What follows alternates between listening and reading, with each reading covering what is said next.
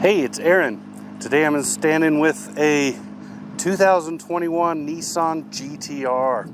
So the GT-R is Nissan's halo car. It's their super sports car, supercar, bunch of names for this thing. My favorite name for this is Godzilla.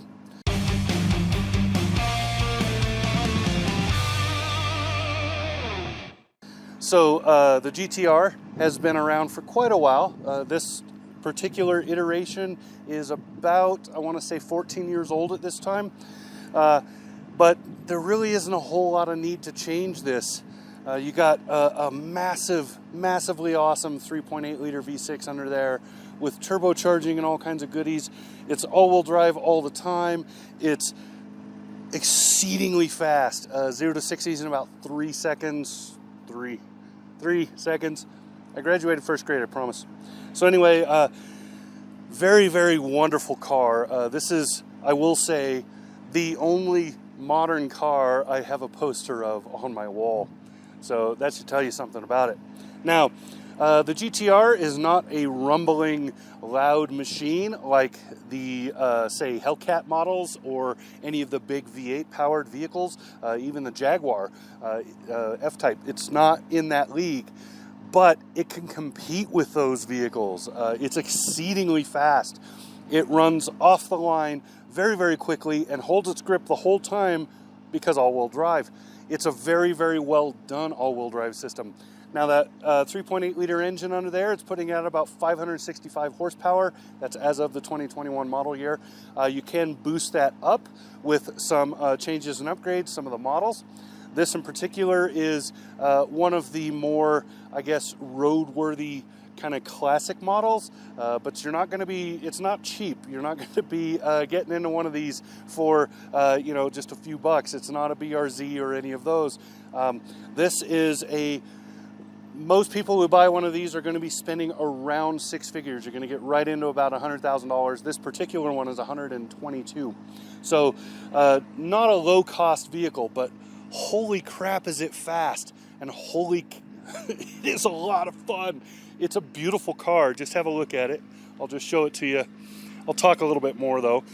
So the GT-R has been, it's the latest iteration of what Nissan calls its Fairlady group. So that goes quite a ways back. They have had these since the, I want to say 1950s.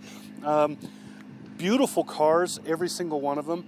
This is the latest rendition of what that looks like. So just a powerful vehicle. So a couple things to talk about. I already talked about the engine. I already talked about the roughly 3 second 0 to 60. Some people get under that. There have been tests on this in last year and this year that have put it at 2.9. There are some that are getting slightly over 3. I don't have the kind of skill level to really be able to give you that kind of performance number. My numbers have been closer to 3.5-ish, closer to 3.5, 3.6. That's been my numbers, and I am not a pro, and I'm doing it on public roads. So much better drivers than me are getting much better numbers. So a couple of things I've noticed that I think are pretty new. I haven't driven one of these in maybe 4 years now. The last time I drove one was on a racetrack. By the way, this car will make anybody feel like a complete pro and badass on the racetrack. This is one of the greatest cars you can take out there as an amateur or a pro. You can do so many cool things with this car. It's just phenomenal. So back to it. Just so you know, there are going to be very few bad points I'm going to give on this car because I am not only totally biased, I am totally in love. So back to it. The door handles, these are pretty cool. You push in on this end and it pops out. That gives you a flush here, so maybe some aerodynamics, I don't know, but it looks really cool. And then this button is your door locks, so you push this to lock and unlock the doors. You can do this to open the doors. On the inside, you got 2+2 seating. Now, I'm not going to tell you that you can sit people in the back seat. You probably could if they're really, really small. Or if you're willing to suck these seats way forward so that they have some leg room. As it is right now, I am 6'3", sitting in this car with the seat positioned for me to drive. Not in performance driving. I would have it slightly forward if I was really on the track hitting performance because I want a little more bend in my leg. But the way it is right here, sitting in this car, There is less than an inch of clearance between the back of this seat and where the knees bend, so the edge of the back seat. That's how tiny that seat is. If you buy one of these for a performance preference, they do have like a backseat delete package and a few other things. Really consider those. So, automatic transmission, you can't get it any other way. But I will tell you, you will not find a better transmission than this one. It is beautiful. It's really aggressive downshifting, loves to upshift. It shifts very, very quickly. And then if you want control, if you're on the track, which I have done with previous iterations of this car, you can use the paddle shifters to force the gearing. So you can push the gear gate over to manual and force it. So wonderfully, wonderfully done. Pretty decent stereo in this, but to be really frank, I haven't listened to it very much. I've mostly just been driving around with the windows down and listening to the engine. It's not the kind of engine you expect to hear, right? A lot of people, they associate beautiful engine noise with big throaty V8s, but this is such a beautiful car, and it just sounds so good when you're pumping it, you know, stop and go and moving and doing a lot of things in it. You will also rarely hear tire squeal in this car. So when you do hear tire squeal, it's probably because you're cornering very hard. You're probably never going to get it when you're trying to accelerate. Because those tires are grippy as hell, and this all-wheel drive system is beautifully balanced, perfectly made for this car. You see the big old brakes under there?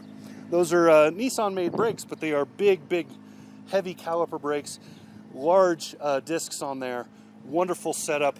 It grips really well, drives really well, stops on a dime immediately. So nicely done for there.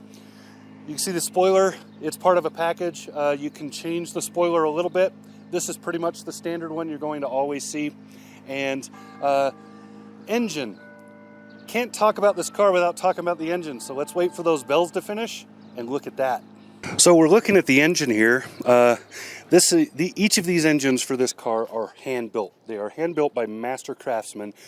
One guy makes the whole engine. So what you're looking at here is you're seeing the intake manifold on top here. Wonderful coloring. Isn't that really pretty to look at? So beautiful. I have seen models of this car where they have a cutout at the top so you can see that. This particular one, you can see the guy's name. I am not going to butcher it, try to pronounce it. But you can see here's where your turbos lie. Here's the headers down there. You can just... did I say... whatever, you know what I'm pointing at. So you can see just how beautifully made and how well done and pretty this engine is. I haven't done anything to clean it. It came to me like this, and I've been driving it like this. But just a wonderful setup. You have access to a few things. Your battery's up here. Brake fluid is over in that corner. You have your overflow here for the coolant, and air filters down here and over there. So the intakes from the top, you could probably just see those up here. These are coming from those two hood scoops. So when I shut the hood and you look at it, you'll see those two scoops. They're coming into these, pushing airflow to specific points of the vehicle. In this case, they're pushing it right on top of the block, which creates that air movement to help keep the engine cool. The rest of the intake is in the front of the car, so you're getting it down there. It's coming up and in. You can see a few other details, carbon composite, a few other things to kind of help lighten the load and add stiffness to the vehicle. Just a wonderful setup. So let me close the hood, and I'll show you those scoops, and then we'll look at the front of the vehicle. So you can see on the front those hood scoops I was talking about right there. Those are bringing air in and pushing it onto the engine, and then it exits out the bottom and towards the back of the car. Then in the front, looking at the front of the car here, so you can see where the air comes in. So a little bit of air here, a lot more air here. Now the dam in the front is keeping the air from going too far underneath, so it's controlling the airflow under and around the car. Any sports car, if you've seen any kind of sports car, you have seen that in action before. Beautiful GT-R symbol there, and just a nice setup. I love the lighting. I just like the look of this car. let me pan up a little bit and give you an idea of what it looks like all together from the front. So you see just a nice flow to the hood line up, and those cuts going that way and that way around the lights to create those bulging, powerful fenders, and then that short windscreen to create that low and tight look. So from the back, that low and tight look continues. It is it is very, very low and tight in its drive. So the look is not just for a look. That is indicative of what the car actually does. So you can see these signature tail lamps. Everybody recognizes what those are. There's the GT-R symbol again, Nissan on the back. And then look at those tailpipes. Twin tailpipes on either side, all functional. And just wonderfully done with the slight blue edge to kind of match the body color. And then you can see the rear dam and the shape of it, which creates the shape of airflow behind the car. So this fat rear end that you see on a lot of sports cars, it's there for a reason. That it works well with that air spoiler right there, and with the way that it's coming from underneath the car. It's just a beautiful movement of both sight, the way we're looking at it, and the car itself, and for the air when you're looking at it in a tunnel and you're driving it down the road. So that's about what I got. I haven't pretended to be objective at all. I am totally not objective with this car.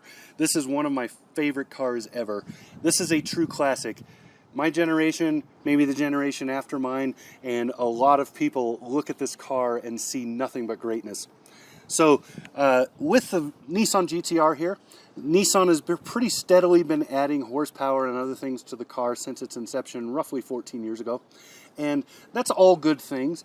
It's about time for a new generation, but Nissan hasn't talked about when they're going to do that yet. Now, things to know about this car. One of the things to know is that everybody likes this car. It doesn't matter if they're a muscle car only enthusiast or if they're a supercar enthusiast or what. Everybody who looks at this car or everybody who knows about this car, they like this car. They respect it. Now, they may not think that it's the greatest car in the world and they may not want to own one, but they all respect it. And there's good reason for that. So, beautiful job from Nissan. I really like this car and I'm really glad I got to have it. So, that's about what I got. And yeah, that's it. So this has been Aaron in front of the the 2021 Nissan GT-R. Talk to you again soon.